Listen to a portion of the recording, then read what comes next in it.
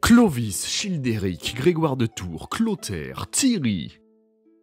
Tous ces noms que vous avez probablement déjà entendus ont pour point commun d'avoir été francisés avec le temps pour être plus facilement prononçables et surtout moins agressifs à nos petites oreilles. Il faut dire que ça doit être aussi plus simple à retenir dans le cadre d'un cours d'histoire géo, je suppose. Pourtant, vous devez le savoir, le français comme nous le parlons aujourd'hui n'existait pas à l'époque médiévale et encore moins à la fin de l'Antiquité. De ce fait, les noms que je viens de lister ne sont pas les véritables noms qui étaient utilisés pour désigner les rois francs à l'époque. Je sais, je brise un mythe. Cette vidéo se veut donc être une tentative de reconstitution de noms des personnages célèbres des débuts de l'histoire de France que nous avons pu évoquer dans les précédentes vidéos du Codex. Je précise par avance que je ne suis pas linguiste ni spécialiste de cette époque, donc je me fie entièrement aux sources que j'ai trouvées sur le sujet, et force est de constater que toutes ne partagent pas les mêmes interprétations quant à la signification ou la composition des dits noms, même si, globalement, elles se rejoignent. Évidemment, j'espère être le plus fidèle possible à la réalité, mais il y aura probablement des erreurs qui vont se glisser dans cette vidéo, notamment de prononciation. Donc si vous en repérez une, n'hésitez pas à le faire savoir dans l'espace commentaire, c'est fait pour ça. Vous devez savoir que l'habitude de donner un nom ou un prénom à ses enfants, comme nous la connaissons actuellement, ne s'est fixée qu'à partir de la fin de l'époque médiévale, tandis que le système de la tria nomina était de vigueur dans l'Empire romain. Selon Régine Lejean, il disparut au VIe siècle pour laisser place au nom unique qu'on attribuait durant le baptême dans le cas des chrétiens. Les historiens parlent même d'une forte influence germanique dans la composition des noms donnés durant le Haut Moyen-Âge, y compris dans les zones méditerranéennes. D'après ce que rapporte ce monsieur, l'attribution de noms germaniques a prédominé dans les royaumes barbares au moins jusqu'au Xe siècle, en ce qui concerne les laïcs en tout cas. Article dans la description pour ceux qui veulent creuser le sujet.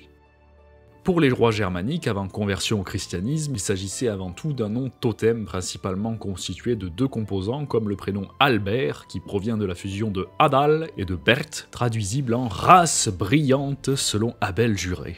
Toujours selon le même auteur, cette pratique serait un héritage indo-européen, puisqu'on retrouve le même fonctionnement dans la Grèce antique avec des personnages comme Démosthène, force du peuple, et Sophocle, sage illustre.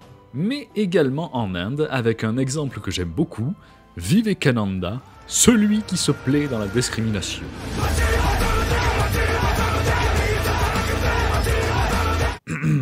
Des composants de noms furent d'abord transmis par les ancêtres de la lignée paternelle ou maternelle, au choix des parents, puis la transmission de noms entiers s'imposa vers le milieu du VIe siècle.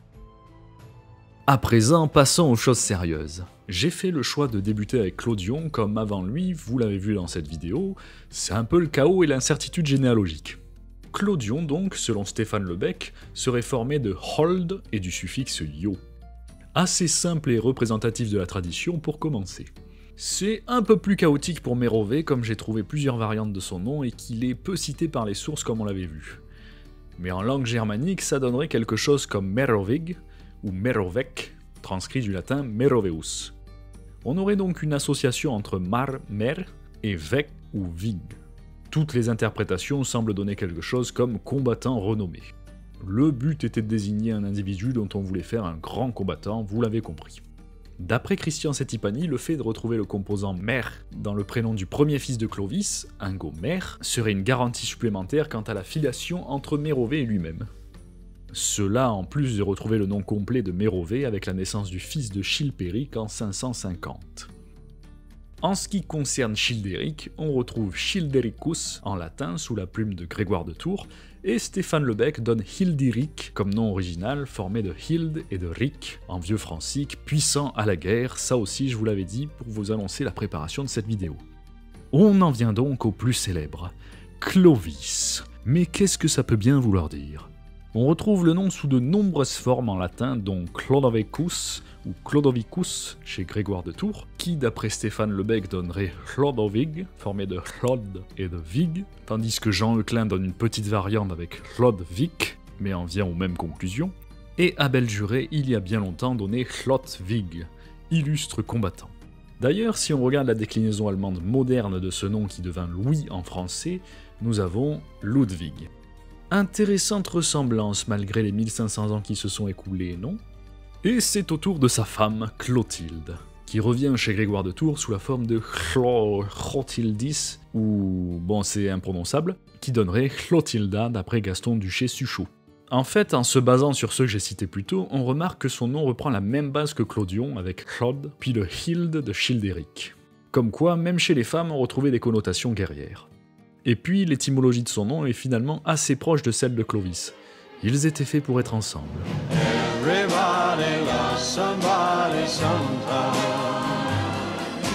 Bon, ça fait un moment qu'on parle de lui et pourtant, on n'a toujours pas cité son vrai nom. Les parents de Grégoire de Tours firent certainement partie de ces aristocrates résistants au processus de germanisation des noms dont parle York Ljarnut, puisqu'il s'appelait Georgius Florentius Gregorius, d'après Stéphane Lebec entre autres. Georges Florent Grégoire, devenu évêque de Tours et historien autoproclamé. En ce qui concerne la descendance de Clovis, Thierry donne Theodoricus en latin, que Stéphane Lebec transcrit en Déodric, fréquent chez les francs rhénans.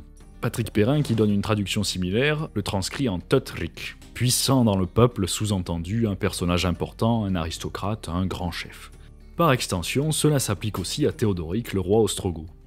Pour son aîné, Tibère, on trouve souvent la forme Theodobertus en latin, issue de Teutbert, selon Yvan Gobry, ou Thiodobert, selon Lanthéry. Du côté de son fils Thibaut ou Théodebald, ce serait issu du latin Theodobaldus, qu'Abel Juré transcrit en Teutbald.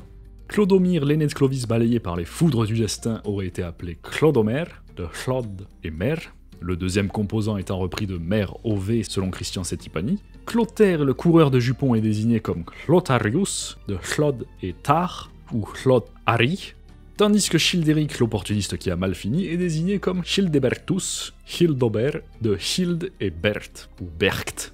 Et je vous en donne un petit dernier en son hommage, Schramm voudrait simplement dire corbeau selon Bruno Dumézil et d'autres. La grande question c'est pourquoi est-ce qu'on lui a donné un nom en un seul composant? C'est le seul des fils de Clotaire dans ce cas-là en plus. Est-ce qu'il a été discriminé parce que c'est un cadet? Je vais peut-être trop loin dans les interprétations et il a peut-être simplement reçu ce nom parce qu'il avait les cheveux noirs. En tout cas, vu comme il a fini, c'est sûr qu'il devait ressembler à du charbon. Désolé pour la blague et repose en paix, petit corbeau. Voilà, c'est tout pour cette vidéo, j'espère que vous l'aurez apprécié, profitez bien des vacances et des fêtes de fin d'année, et quant à moi, je vous dis à une prochaine fois. En 2024, peut-être.